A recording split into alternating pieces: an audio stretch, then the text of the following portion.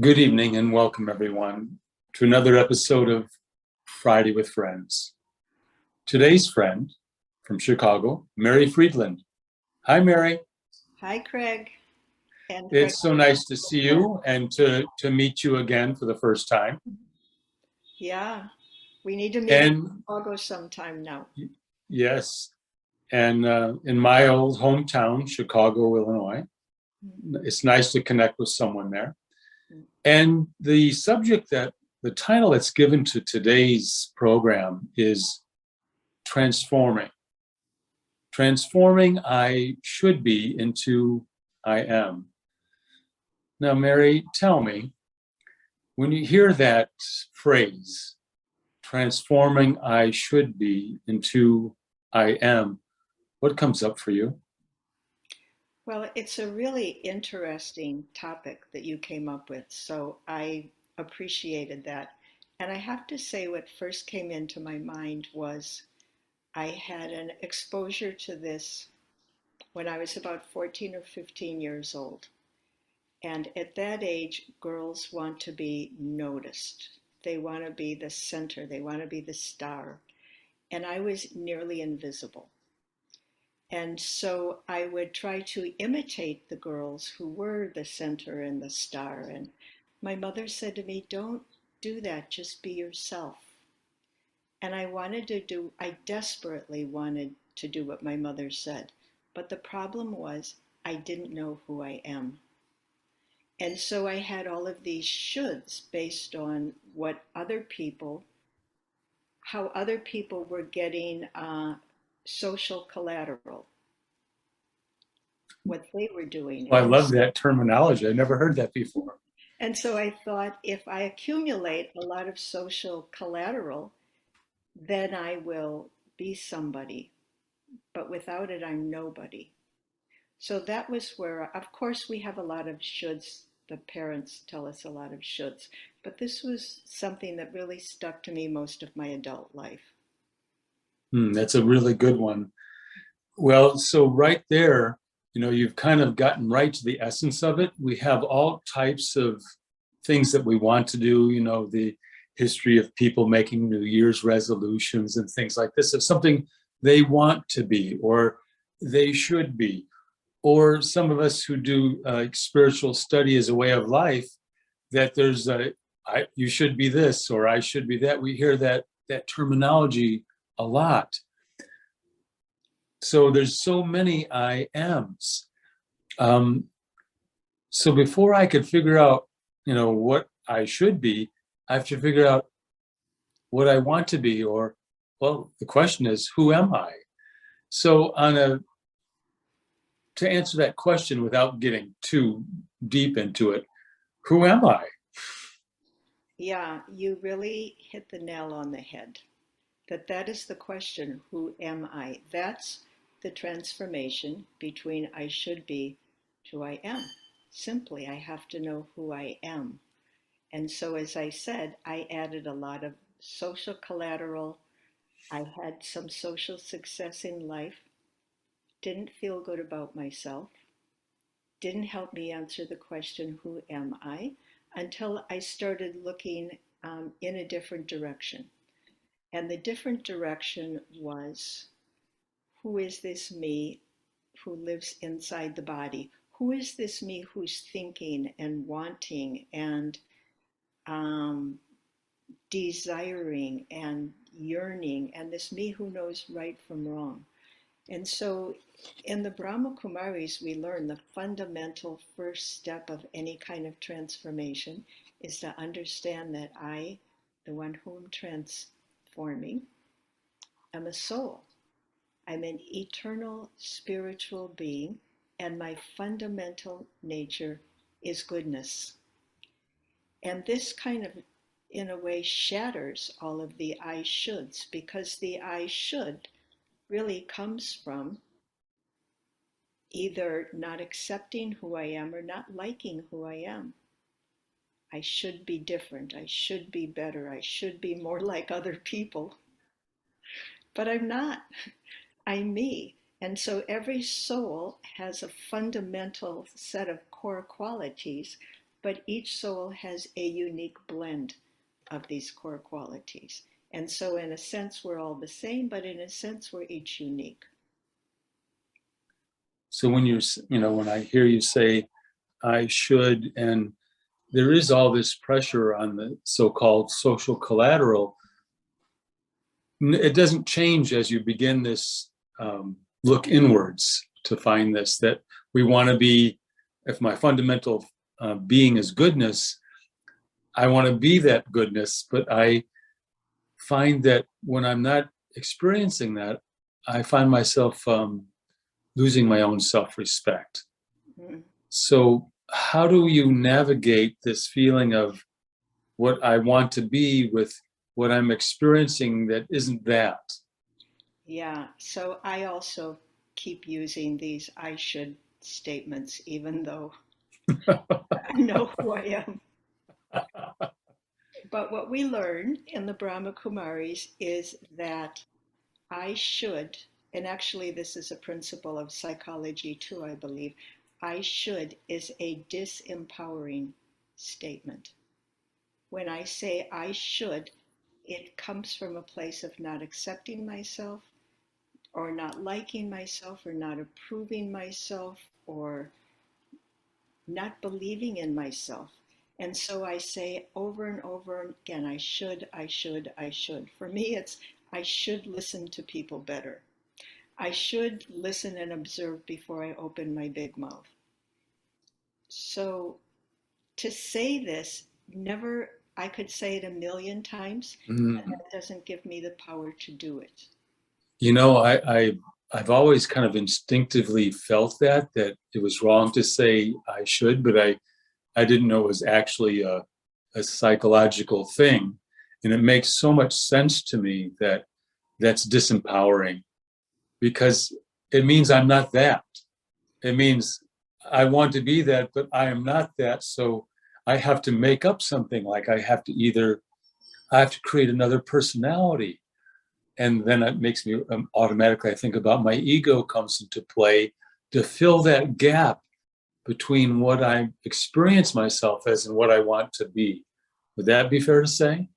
Exactly. And the poor ego is trying to compensate for within the I should is a subtext that I'm bad because I'm not. Mm. And so why not just say what I am? And It immediately makes me feel such a deep feeling of mercy uh-huh. for everyone that has this experience of not being good enough.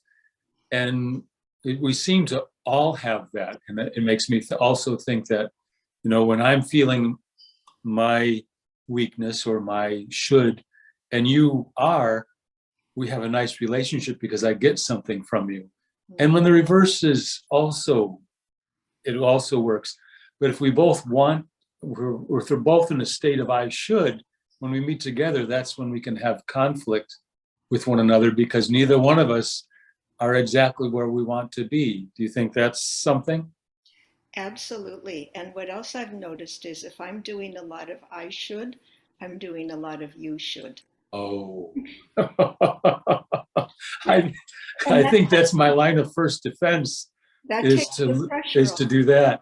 Yeah, that takes the pressure off of all these I shoulds now because I'm focusing all my attention on what you should do, which is disempowering, doubly disempowering. So, you know, I think even maybe more so when you begin this spiritual practice of identifying the true self, and all the power that comes in discovering your original qualities, and you feel that that's true, and yet you're not experiencing that, also causes a form of lack of self-respect. And I start to point the finger and noticing the defects in other people even more clearly when I did without knowledge. Right. And so, kind of the first hurdle is understanding who I am, or you could say the first success is understanding who I am and making I statements instead of I am statements. I am a peaceful soul. I am a being of love. I am responsible. And we make these kind of statements. That doesn't mean that I'm that 100% of the time. It doesn't mean that my behavior always matches my reality. But if I make these kind of statements, this is going to empower me and encourage me and give me some material to compensate for, these things that I'm feeling bad about now. Now, so that's the first success, is to know who I am. However, even after I know who I am, I'm still making these I should statements. And so what we have to do now is kind of walk our talk. So it means that I have to have a practice of making these statements, exploring these statements about myself. Is this true? Am I really a loving being, or am I a mean and spiteful being? Which one makes me feel better? Which one makes me feel more powerful? Which one makes me move forward in life? Which one makes me a better friend? So we have to actually practice it now, because we're changing a habit that we've had for a long time. None of us know who we are. And so we're going around with all of these I shoulds, you should, they should. That's the next one. They should. And just look at how many times that is used, that there's always that they. It's an undefined they that we use as a way of not hurting the self. Like I feel so disempowered and maybe not good enough that I have to say they, or call it something else, where people even use the word the devil or Maya or whatever you want to call it, as a means of getting away from that pressure of my lack of self-respect. So something else you said that really struck me is that as I begin to feel this I amness, it gives me the ability to be accountable without taking the blame of my mistakes, that I see myself as I tolerate myself and accept myself in this process of changing. Right. I'm a work in progress. And every day is an opportunity to make more progress. That's a good I am right there. That's a good I am. Yeah. And if I make this much progress today, at the end of the day, I can say, maybe I blew it. Maybe I said the wrong thing when I was in conversation with Craig. But it's okay. I'm making progress. I'm getting better. I'm becoming more of who I am. Oh, I love that.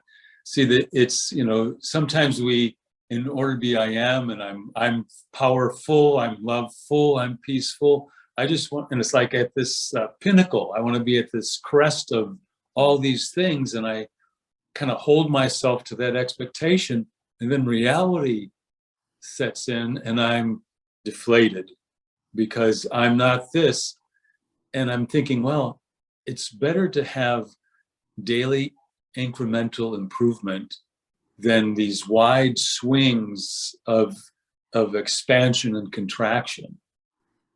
Yeah, that's the Midwest philosophy.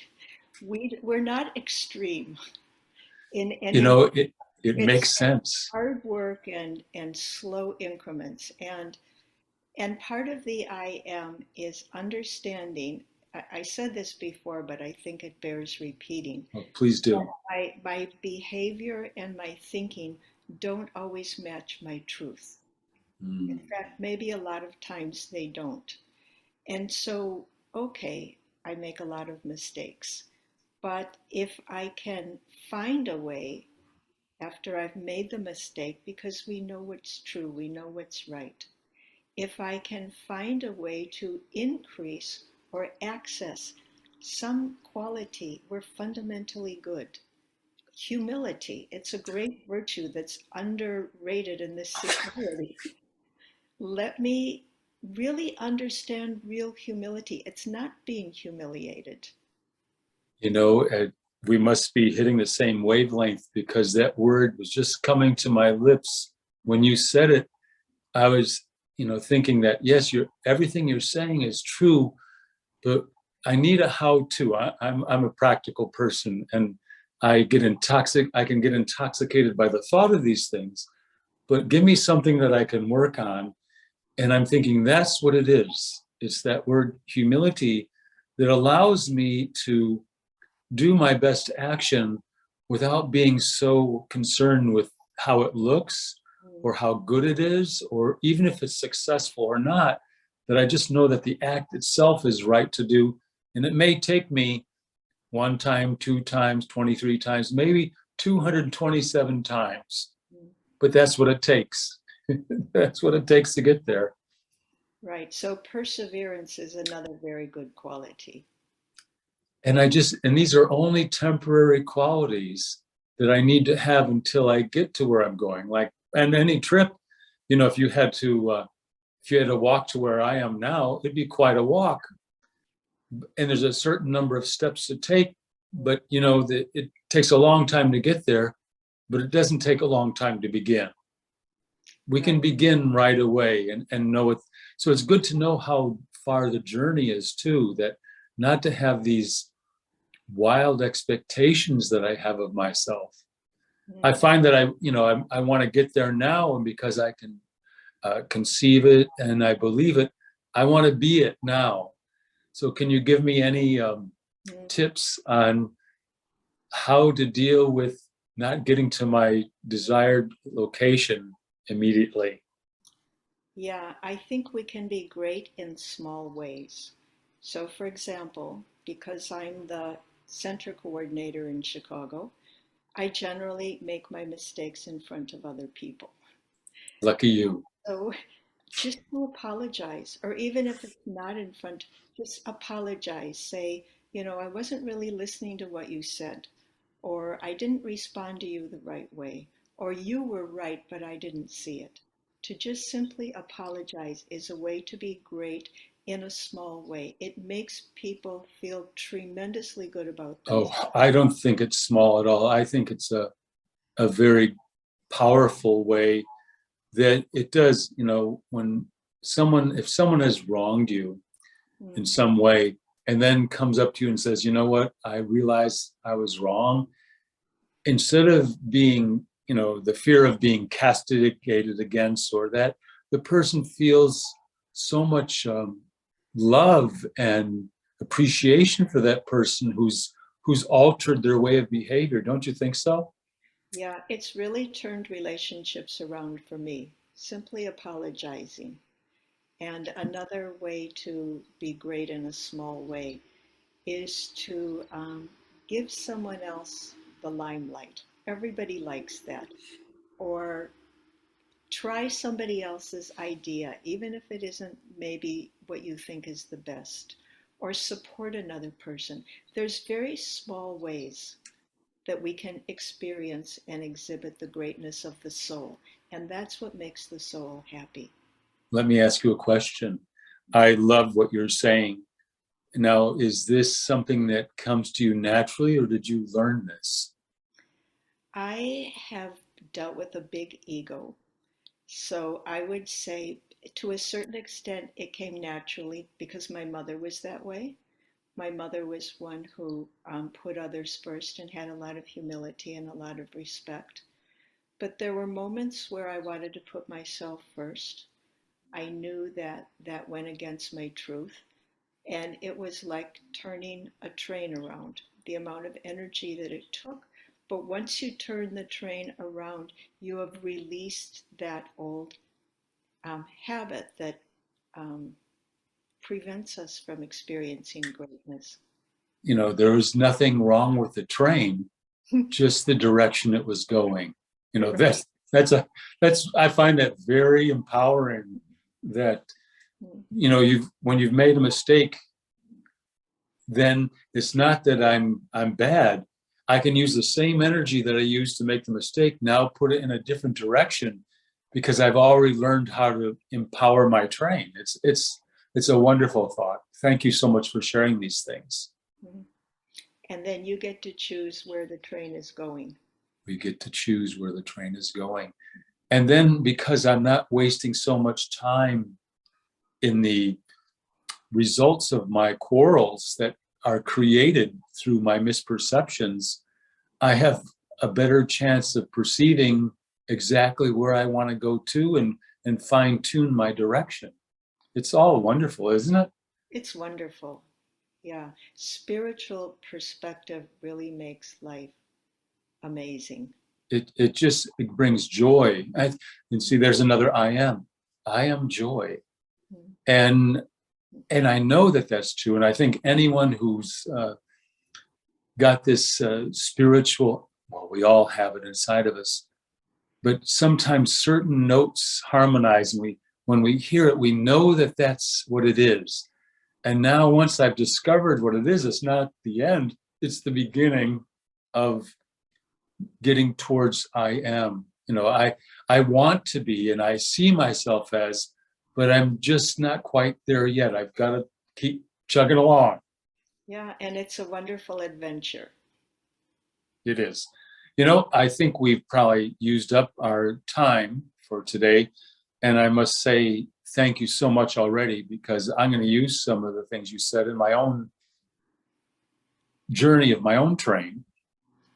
So could you end today by leading us in like a 3-minute commentary meditation, kind of based upon what we talked about? Sure. So let's take a couple of deep breaths, everyone. Slow, easy breaths. And as you exhale, let the body relax.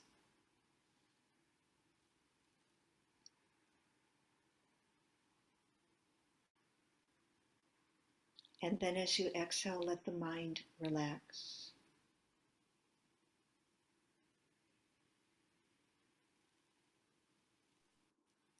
See your mind as a little screen of light, little screen of light. And on that screen, write a simple thought. I am a peaceful soul.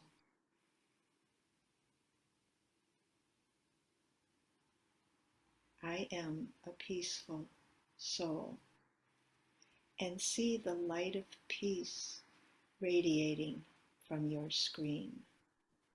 The light of peace radiating in all directions from that little screen.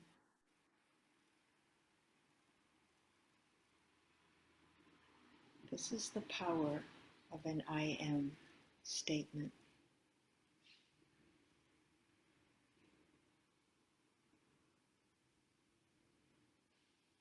And now let's write another statement on the screen of light.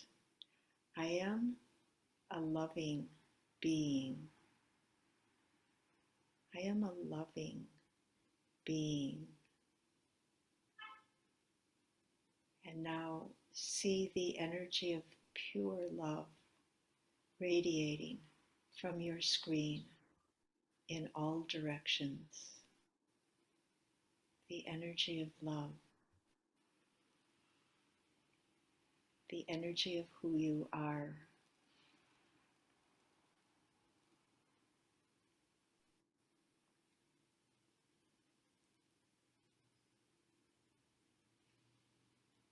And now one more statement on your screen of light. I am a child of God. I, the soul, am a child of God. And see your energy like a stream of light connecting with the energy of the Supreme Soul. Parent and child, beings of light.